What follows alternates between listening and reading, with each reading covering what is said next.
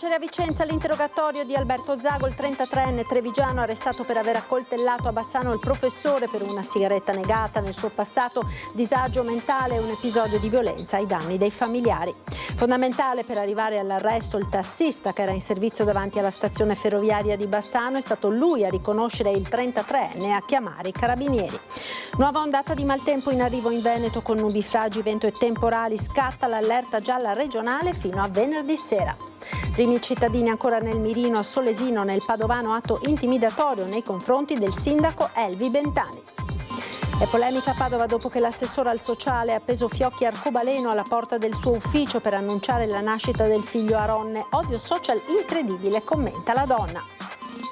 Ritrovati in auto a Bibione dalla polizia locale i fratellini di 5 e 7 anni scomparsi dalla Repubblica Ceca insieme al papà. Avrebbe dovuto riportarli alla mamma, unica affidataria.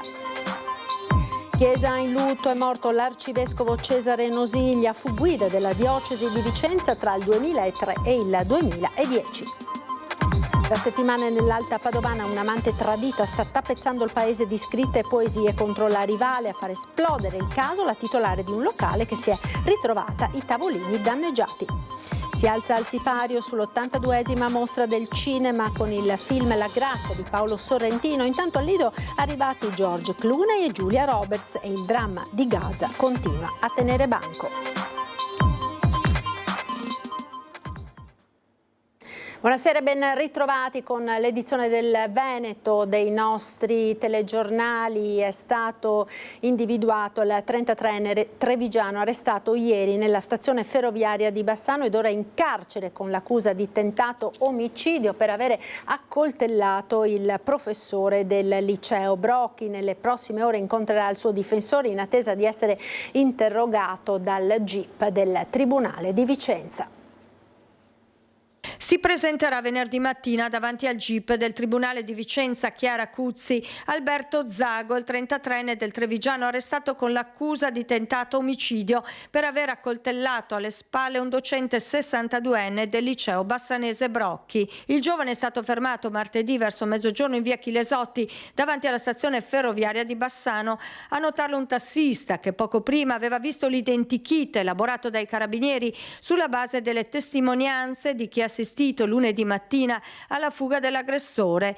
L'uomo è attualmente recluso nel carcere San Pio X di Vicenza, dove nelle prossime ore incontrerà il suo legale, l'avvocato Enrico Villanova. Il suo difensore sta ora cercando di entrare in possesso delle cartelle cliniche dell'uomo. In passato infatti sarebbe stato in cura in un centro di salute mentale, mentre nel 2019 si sarebbe reso protagonista di un episodio di violenza ai danni dei familiari nella loro casa di Quinto di Treviso. Intanto migliorano le condizioni del professore ancora ricoverato all'ospedale San Bortolo di Vicenza, dove era stato trasferito dal San Bassiano per essere sottoposto al delicato intervento chirurgico di estrazione della lama del coltello, rimasta conficcata nella schiena a pochi millimetri dall'aorta e dal midollo spinale. Il 62enne è uscito dalla terapia intensiva e si trova ora nel reparto di neurochirurgia.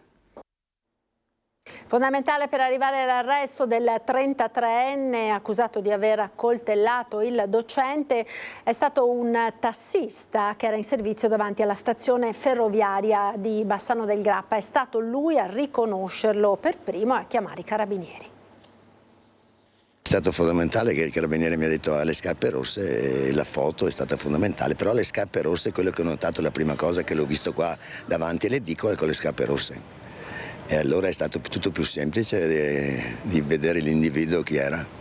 L'uomo chiave nell'arresto del 33enne ritenuto l'autore dell'accoltellamento del professore del liceo Brocchi è lui, Fabio Gortan, tassista in servizio da anni a Bassano, spesso proprio davanti alla stazione ferroviaria. È stato lui a riconoscere le inconfondibili scarpe rosse descritte dai testimoni dell'aggressione e immortalate dalle telecamere del sistema di videosorveglianza. È stato lui ad avvicinare il giovane, intrattenendolo fino all'arrivo dei carabinieri. Lui mi ha chiesto una sigaretta e gliel'ho data, di cui però non avevo l'accendino a portata di mano e l'ho portato in macchina per perdere un po' di tempo, nel frattempo arrivassero le forze dell'ordine. Gli ho acceso la sigaretta e mi ha detto grazie. Con coraggio e grande senso civico Fabio Gortan ha avvicinato l'aggressore e poi ha continuato a tenerlo d'occhio perché temeva che si allontanasse. È andato a sedersi sulle banchine qua della stazione e era là tranquillo e beato, perché io guardavo, lo fotografavo per vedere se scappava o se per caso reagiva in maniera diversa. L'ho visto molto tranquillo, l'ho lasciato là tranquillo senza disturbarlo e sono arrivate le forze dell'ordine che hanno fatto il suo dovere. Quando sono arrivati i carabinieri, che cosa ha fatto? Era seduto tranquillo, non ha reagito a niente, l'hanno portato via tranquillamente. Anche quando che è venuto a prendersi la sigaretta era tranquillissimo, che non immaginavo che si comportasse in quel modo, però era tranquillissimo e per questo non ho reagito e non ho fatto niente, l'ho assecondato. È una persona che non avevo mai visto prima, spiega il tassista, che conclude: non ho avuto paura, non sono un eroe, ho fatto soltanto il mio dovere. Ho fatto il mio dovere. E penso che sia la cosa normale che dovessero fare tutti in questi casi. Torna il maltempo in Veneto con una perturbazione che già in queste ore e nelle prossime porterà piogge e temporali anche forti, soprattutto nella zona montana e pedemontana della nostra regione. Per questo è scattata l'allerta gialla in tutto il Veneto, valida dalla mezzanotte fino a tutta la giornata di venerdì. Ancora primi cittadini nel mirino, a Solesino, atto intimidatorio nei confronti del sindaco Elvi Bentani. Sentiamo. È già stato dal carrozziere, il danno risulta poco visibile, ma è molto preoccupato il sindaco di Solesino, Elvi Bentani, che domenica mattina si è ritrovato l'auto parcheggiata al suo solito posto in piazza Martiri di Cefalonia, a ridosso del municipio, aperta e vandalizzata. Ha agito dall'alto, l'ha aperta e prima ha cercato qualcosa davanti e poi ha aperto anche la porta sul retro e quella dietro e per vedere se c'era qualcosa. Io mi auguro che sia in realtà proprio un tentativo di furto, però ne dubito visto l'azione proprio mirata e alla ricerca di della mia auto proprio nel mio posto, nel mio stallo auto proprio del municipio, per cui veramente questo mi lascia i brividi addosso. È stato veramente un atto intimidatorio, un atto contro la mia persona, che è un fatto molto inquietante. L'azione è stata ripresa dalle telecamere di videosorveglianza che mostrano un uomo in scooter con il casco che prima di fermarsi fa un giro piuttosto largo per poi prendersela con l'auto del sindaco Bentani. Non il primo atto intimidatorio nei suoi confronti. Nel 2018, a pochi mesi dalla sua elezione, era stata intercettata una lettera intimidatoria con all'interno un proiettile destinata proprio al sindaco di Solesino. Elvi Bentani si è già rivolto ai carabinieri e ha sporto denuncia, ma non ha alcuna intenzione di farsi fermare. Non mi ha per nulla intimidito, ma io continuerò con la massima determinazione ad operare per il bene del mio paese e a realizzare cose importanti. Lo aveva annunciato dal palco del Pride a Padova 3 mesi fa ed ha mantenuto la promessa. È polemica a Padova dopo che l'assessora al sociale Margherita Colonnello ha appeso fiocchi arcobaleno alla porta del suo ufficio a Palazzo Moroni per annunciare la nascita del figlio Aronne.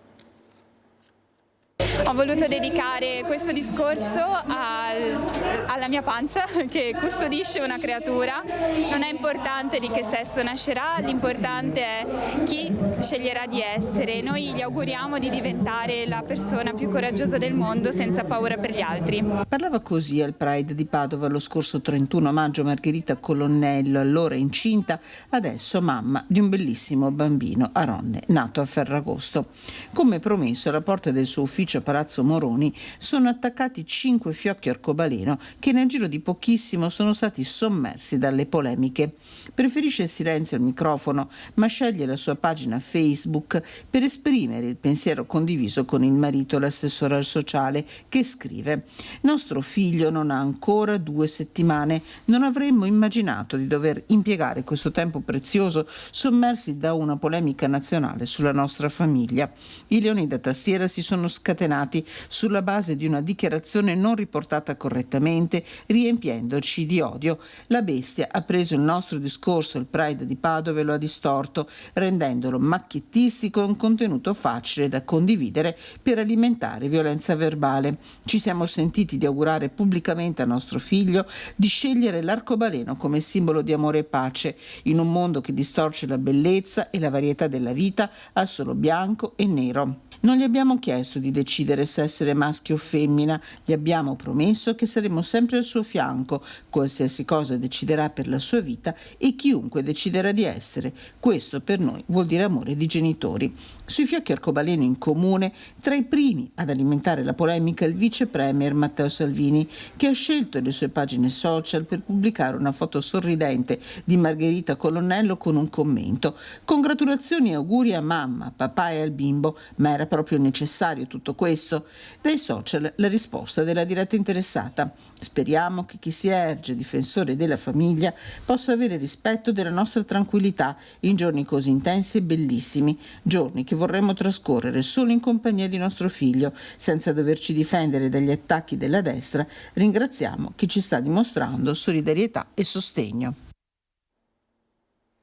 A Bibione sono stati ritrovati in auto dalla polizia locale i due fratellini che erano scomparsi dalla Repubblica Ceca assieme al padre che avrebbe dovuto riportarli alla mamma unica affidataria. Gli agenti della polizia locale di San Michele al Tagliamento hanno ritrovato i due fratellini di 5 e 7 anni, un maschio e una femmina, a Bibione, la cui scomparsa insieme al padre in Repubblica Ceca era stata segnalata lo scorso 19 agosto. Gli agenti hanno notato l'auto con targa ceca parcheggiata nel campo di una zona periferica con l'uomo e due bambini all'interno, ma una volta interpellato il padre ha dato spiegazioni che non hanno convinto gli agenti, che quindi hanno avviato accertamenti attraverso le banche dati europee, scoprendo che su di lui pendeva una denuncia di scomparsa presentata dalle autorità ceche insieme alla segnalazione dei minori. È scattato così un articolato iter investigativo tra Italia e Repubblica Ceca, la Procura della Repubblica di Pordenone e quella dei minori di Trieste, ed è risultato che la mamma dei bambini è l'unica affidataria e il padre non li aveva più riportati da lei. Rintracciata all'alba in Repubblica Ceca, la mamma si è messa in viaggio e una volta in Italia ha potuto riabbracciare i suoi figli che nel frattempo erano stati accolti in una struttura protetta. Il padre è stato deferito per porto abusivo d'arma, poiché in auto sono stati rinvenuti una pistola priva di tappo rosso tipo scacciacani con munizioni e un tirapugni. Al comandante Filippini e agli uomini della nostra polizia locale vanno parole di profonda gratitudine e stima, la dichiarazione del sindaco Flavio Maurutto. Chiesa in lutto, è morto l'arcivescovo Cesare Nosiglia, fu guida della diocesi di Vicenza tra il 2003 e il 2010. Addio a Cesare Nosiglia, vescovo di Vicenza per 7 anni. Negli ultimi tempi aveva problemi di salute, prima ricoverato in ospedale e poi in un hospice a Chieri per il peggioramento delle condizioni respiratorie, è tornato alla casa del padre. Ho appreso qui durante il viaggio missionario in Thailandia, mi trovo infatti a Chiang Mai nella parrocchia di Lampung dove operano i nostri missionari. Ho preso la notizia della morte del vescovo Monsignor Nosiglia che ha condotto anche la nostra diocesi di Vicenza per alcuni anni. È una triste notizia, noi la accogliamo in questo momento anche con un animo riconoscente al Signore per il suo servizio che ha svolto nella diocesi di Vicenza. Lo affidiamo alla misericordia del Padre perché possa partecipare alla gloria dei santi e così come è stato il suo episcopato nella nostra diocesi molto attivo, molto intenso, possa essere anche nella vita spirituale presso il Padre un amore che può condividere pienamente con il mistero della Trinità Santissima. Lo ricorda così il vescovo Giuliano Brugnotto, impegnato nel suo viaggio missionario in Thailandia. Cesare Nosiglia aveva guidato la diocesi di Vicenza dal 2003 al 2010, poi era stato arcivescovo di Torino fino al febbraio del 2022. membro del Consiglio Episcopale Permanente della CEI, era nato nel 1944 a Rossiglione, nella zona di Genova.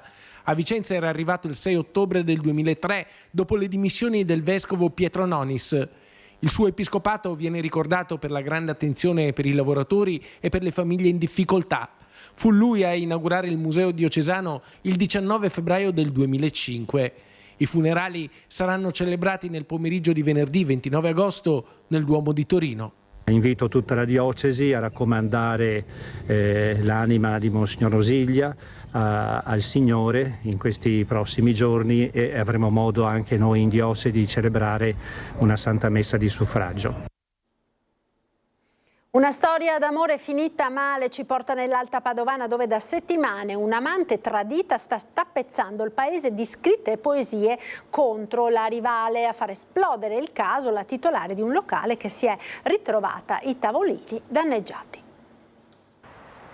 Amor ca nulla amato, amar perdona, direbbe Dante, ma di poetico c'è forse ben poco in questa vicenda, da settimane sussurrata di bocca in bocca nell'Alta Padovana, in un triangolo di paesi lambiti dalla Brenta tra Campo San Martino, Curtarolo e Piazzola, dove un'ignota pasquina lancia i suoi strali nei confronti della donna che le ha rubato l'amato.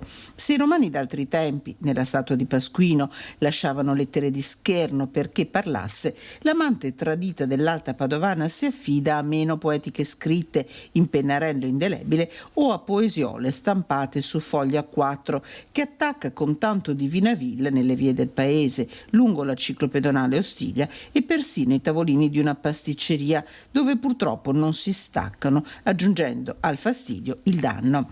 Sui social lo sfogo dei titolari è diventato virale. Capisco le pene d'amore, ma rovinare i tavoli con l'indelebile non è poesia, è vandalismo, non si fanno queste cose, seguite da molti utenti che hanno commentato, chi sorridendo, chi suggerendo ai malcapitati di rivolgersi ai carabinieri. Gli sfoghi d'amore potrebbero presto diventare oggetto di un'indagine dell'Arma e allora l'amante tradita dal cuore gentile, come lei stessa scrive, potrebbe aprire un altro capitolo della sua triste storia, quello del risarcimento dei danni che all'inganno, ai noi, aggiungerebbe la beffa. Si è alzato oggi il sipario sull'82esima mostra del cinema di Venezia con il film La grazia di Paolo Sorrentino. Intanto al Lido sono arrivati George Clooney e Julia Roberts e il dramma di Gaza continua a tenere banco. Per tutte le ultime ci colleghiamo con il nostro Lorenzo Maier per la parte tecnica. Nicoletta Rizzetto, a te Lorenzo, buonasera. Buonasera. Qui è in corso il red carpet, hanno detto pioggia bagnata, molto bagnata, molto fortunata, perché sul red carpet negli ultimi, poco prima che iniziasse la passerella, è caduto un po' di pioggia.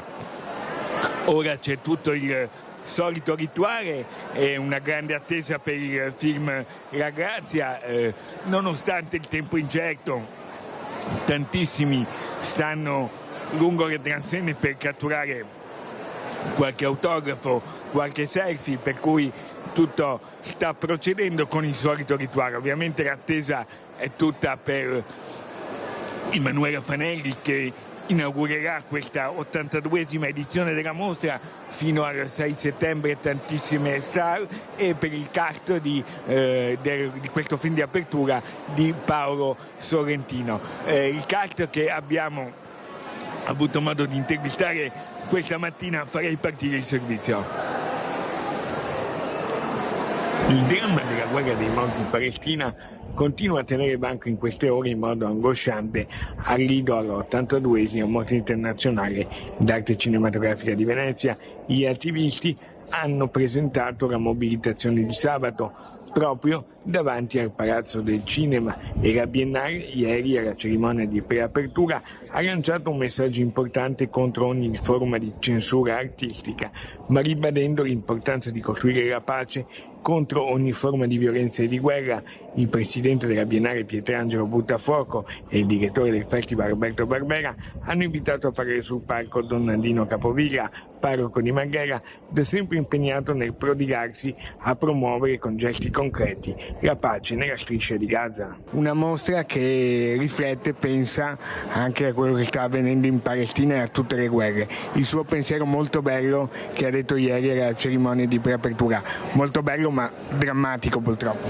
Drammatico perché è coerente con queste nostre giornate, con quello che accade, quello che ci tocca vedere, ma vorremmo anche ascoltare e quindi rompere il silenzio per far sì che sia chiaro un concetto. La Biennale di Venezia nella sua storia, nei suoi 130 anni, è stata sempre presente con le vicende del mondo. E ha detto la tomba di un bambino, ha citato Euripide, non saprei ripetere il suo discorso, se ci fa una sintesi. È lo strazio di una nonna nel far sì che il corpo di quel bambino diventi la tomba della vergogna per chi uccide un bambino pensando all'uomo che verrà. E nell'uccidere un innocente si uccide sempre l'umanità. La Biennale del Cinema e Venezia sono il palcoscenico del mondo ed è giusto che il mondo volga il proprio sguardo qui a Venezia oggi per comprendere appieno il significato di ciò che è cultura in quanto dialogo, in quanto confronto, in quanto assenza di censura e volontà di pace. Il corteo, nel quale è prevista la partecipazione di centinaia di persone, sabato arriverà fino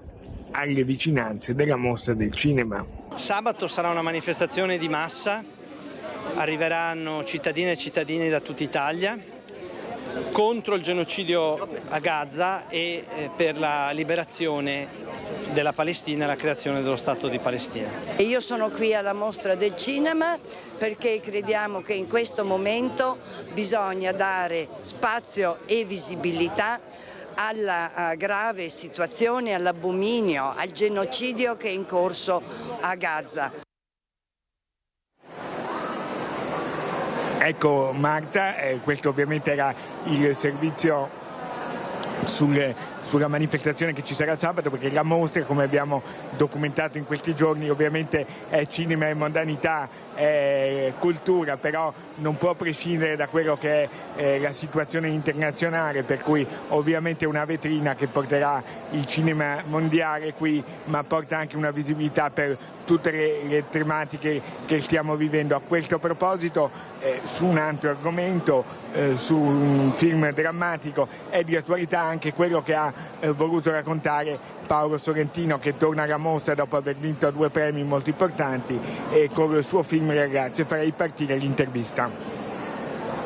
Il film del regista italiano Paolo Sorrentino, Ragazia, inaugura in concorso l'82esima Mostra Internazionale d'Arte Cinematografica di Venezia, al Lido.